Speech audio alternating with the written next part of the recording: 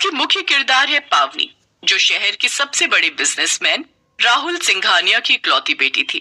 Bye पापा, मैं college जा रही हूँ।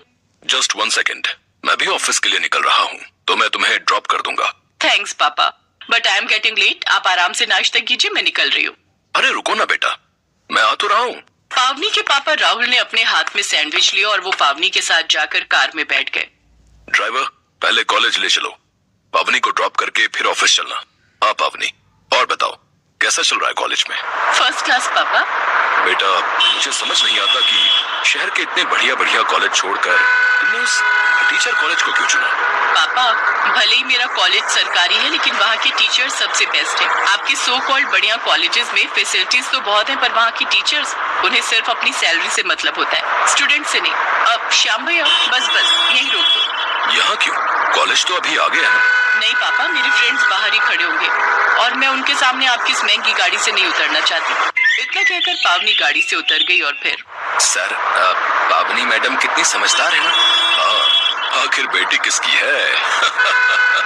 वो नहीं चाहती कि किसी को मालूम चले कि वो कितने अमीर बाप की बेटी है। ठीक तो है, सब उसके बारे में जान जाएंगे तो ये गरीब फटीचर लोग भीख मांग मांग कर उसे परेशान कर देंगे। ड्राइवर श्याम राहुल की बात सुनकर बस मुस्कुरा दिया। वो पावनी को उसके बचपन से जानता था।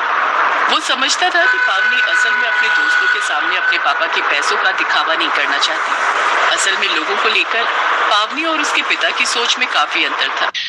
उधर कॉलेज में। हाँ जी मैडम, कहाँ रह गई थी? सॉरी, वो तुम्हें तो पता है ना, इस शहर में बसों में कितनी भीड़ रहती है। चिंता मत करो, शादी के बाद मैं तुम्हें हर जगह अपनी बाइक पर ले चलूंगा, फिर तुम्हें बसों के धक्के नहीं खाने पड़ेंगे। अच्छा जी, और ये बाइक कहाँ से आएगी? मेरे घर से नहीं मिलने वाला कोई दहेज वहेज, अभी से बता रही हूँ, समझे? मुझे कुछ चाहिए भी नहीं सिवाय तुम्हारे। मैंने पूरी प्लानिंग कर रखी है। गांव में अपना एक छोटा सा खेत है, खेती का काम अब पापा के बस का रहा नहीं, तो उसी जमीन को बेचकर एक बाइक लूंगा और एक छोटी सी दुकान खरीद लूंगा। कहाँ? इसी शहर में क्या? हो मैडम हो, इतना रईस नहीं हूँ मैं। खुद को पूरा बेच भी दूंगा ना, तब भी यहाँ दुकान नहीं खरीद पाऊंगा। केशव की बात पर पावनी जोर जोर से हंसने लगी। केशव और पावनी कॉलेज में एक साथ पढ़ते थे। दोनों की पहले दोस्ती हुई, फिर दोनों एक दूसरे को पसंद करने लगे। पर पावनी ने केशव को कभी नहीं बताया कि वो कितनी अमीर है, जबकि केशव ने पावनी को अपने बारे में सब कुछ बता दिया था। केशव गांव से शहर आया पढ़ने के लिए और वो एक छोटे किसान का बेटा था। ऐसे ही वक्त बीता और कॉलेज की पढ़ाई खत्म होने को आ गई। फिर एक दिन, पावनी, मुझे तुम्हारे घर वालों से मिलना है। पर उनसे क्यों मिलना है तुम्हें? अरे उनसे मिलवाओगी नहीं तो तुम्हारा हाथ किससे मांगूंगा भाई? अच्छा, और वो एक बेरोजगार के हाथ में मेरा हाथ दे देंगे? ओ मिस्टर, पहले कुछ काम धंधा शुरू करो, फिर आना मेरा हाथ मांगने। ठीक है, तो फिर डन रहा। मैं अगले महीने तक अपना वो खेत बेचकर गांव में एक दुकान खोलता हूँ और एक नई बाइक भी खरीद लूंगा और फिर उसी बाइक पर आऊंगा तुम्हारा हाथ मांगने। सही है? तुम्हारे घर वालों पर भी तो इम्प्रेशन जमना चाहिए कि लड़का पैसे वाला है भाई। केशव की बात सुनकर पावनी मुस्कुरा दी। कुछ दिन और बीत गए। एक दिन पावनी ने हिम्मत करके अपने पापा राहुल सिंघानिया को केशव के बारे में बता ही दिया। केशव की आर्थिक स्थिति के बारे में जानकर राहुल का पारा 7वें आसमान पर चढ़ गया। क्या कहा तुमने? किसान का बेटा? और वो खुद क्या करता है? पापा, वो गांव में उसकी दुकान है। गांव में? बेटी, आर यू गॉन मैड? कैसे रहोगी तुम उस फटीचर के साथ? राहुल सिंघानिया की बेटी एक गांव में गोबर और कीचड़ के बीच रहेगी क्या? पापा प्लीज, आप समझने की कोशिश कीजिए। आई लव हिम और मैं उसके बिना। शट अप पावनी। अरे अपना नहीं तो कम से कम मेरे स्टेटस के बारे में तो सोचो। आई एम सॉरी पापा, पर मैंने स्टेटस देखकर नहीं बल्कि एक अच्छा इंसान देखकर उसे पसंद किया है। ओह, तो इसका मतलब तुम फैसला कर चुकी हो। ठीक है, मैं सब समझ गया। तुमने इंसान देखकर प्यार किया और उसने तुम्हारा पैसा देखकर। मैं उसे एक फूटी कौड़ी नहीं देने वाला। ये बात कान खोल कर सुन लो तुम। पापा, उसे तो पता ही नहीं है कि आप मेरे पापा हो और ना ही उसे आपसे कोई दहेज चाहिए। दहेज तो बहुत दूर की बात है। मैं तो उस फटीचर की शक्ल भी नहीं देखना चाहता। ये बात कहकर राहुल सिंघानिया वहां से चले गए और पावनी को समझ आ गया कि केशव से उसकी शादी उसके पिता की मर्जी से तो कभी नहीं हो सकती। अब पावनी के पास और कोई चारा नहीं था। उसने अपना थोड़ा बहुत सामान लिया और सीधे केशव के पास चली गई। केशव अपनी नई बाइक लेकर आया था। इसके बाद पावनी ने हिम्मत करके केशव को सब कुछ बता दिया। केशव फौरन पावनी को अपने साथ एक मंदिर लेकर गया और वहां दोनों ने शादी कर ली। शादी भले ही बहुत सादगी से हुई थी, लेकिन इस शादी से पावनी और केशव दोनों बहुत खुश थे। फिर एक दिन क्या हुआ, इतना परेशान क्यों हो? पावनी, मैं कुछ बड़ा करना चाहता था। इतनी पढ़ाई लिखाई का क्या फायदा?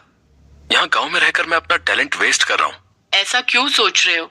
अगर हम शहर चले गए तो पापा जी का ख्याल कौन रखेगा? पावनी की समझदारी भरी बातें सुनकर केशव को बहुत अच्छा लगा। दरअसल केशव के पापा की तबीयत काफी खराब रहती थी, इसलिए केशव उन्हें छोड़कर शहर नहीं जा सकता था। फिर एक दिन जब केशव और पावनी बाइक से कहीं जा रहे थे, तब रास्ते में ही केशव की बाइक खराब हो गई और फिर शिट, ये क्या हो गया यार? अब तो फंस गए। कोई बात नहीं, आसपास कोई बाइक रिपेयरिंग की दुकान होगी ना, चलो देखते हैं। अरे नहीं बाबा, यहाँ कम से कम 20 किलोमीटर तक कोई बाइक की दुकान नहीं है। केशव की बात सुनकर पावनी दुखी भी थी और हैरान भी। हैरान इसलिए कि इतनी बड़ी आबादी और हाईवे होने के बावजूद वहाँ कोई बाइक रिपेयर की दुकान नहीं थी। किसी तरह वो दोनों रात को अपने घर पहुँचे और अगली ही सुबह पावनी तैयार होकर बिना किसी से कुछ कहे शहर के लिए निकल गई। जब केशव को पावनी घर में नहीं दिखी तो उसने उसे फोन किया। पावनी, कहाँ हो तुम? सॉरी केशव, तुम सो रहे थे तो मैंने तुम्हें उठाया नहीं। मैं शहर आई हूँ किसी काम से, शाम को आकर सारी बात बताती हूँ। पावनी एक बहुत बड़ा कदम उठाने जा रही थी। दरअसल केशव का जन्मदिन आ रहा था और पावनी उसके जन्मदिन पर उसे एक बड़ा तोहफा देना चाहती थी। वो अपने पापा के ड्राइवर श्याम से जाकर मिली। अंकल नमस्ते, कैसे हो आप? अरे पावनी मैडम, मैं ठीक हूँ, आप कैसे हो? श्याम कई सालों से राहुल का ड्राइवर था और गाड़ी और रिपेयरिंग के बारे में उसे अच्छी खासी जानकारी थी। पावनी उसकी बहुत इज्जत करती थी और श्याम भी पावनी को बहुत मानता था। वो पावनी की मदद करने के लिए फौरन तैयार हो गया। श्याम से मिलने के बाद पावनी सीधे बैंक गई और वहां एक फाइल दिखाकर उसने लोन पास करा लिया। वो फाइल बिजनेस लोन के लिए थी और बैंक को पावनी का आइडिया पसंद आया था। शाम को जब पावनी घर लौटी तो वो एक छोटे से ट्रक में सवार थी। पावनी, अब ये सब क्या है? और ये ट्रक? हाँ, मैं इस ट्रक में हमारी खुशियाँ और तुम्हारा बर्थडे गिफ्ट लेकर आई हूँ।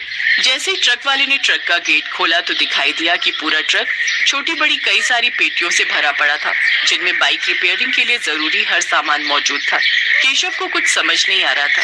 तभी पावनी ने आगे बढ़कर केशव को गले से लगाया और चहकते हुए कहा, हैप्पी बर्थडे मिस्टर। पावनी ने न सिर्फ पूरे गांव की एक बड़ी परेशानी का हल ढूंढ निकाला था, बल्कि केशव को उसके गांव में रहकर ही अच्छी कमाई करने का एक बढ़िया मौका भी दे दिया था। ठीक एक हफ्ते बाद केशव के ऑटो सर्विस सेंटर का उद्घाटन बड़ी धूमधाम से हुआ। सब लोग पावनी और केशव के लिए तालियां बजा रहे थे और केशव आंखों में आंसू लिए बस पावनी को देखे जा रहा था। उसे एहसास हो गया था कि पावनी के रूप में उसने बिल्कुल सही जीवन साथी को चुना है, जो उसके स्वाभिमान की भी कीमत समझती है और हर मुश्किल में उसके साथ खड़े रहने की हिम्मत भी रखती है।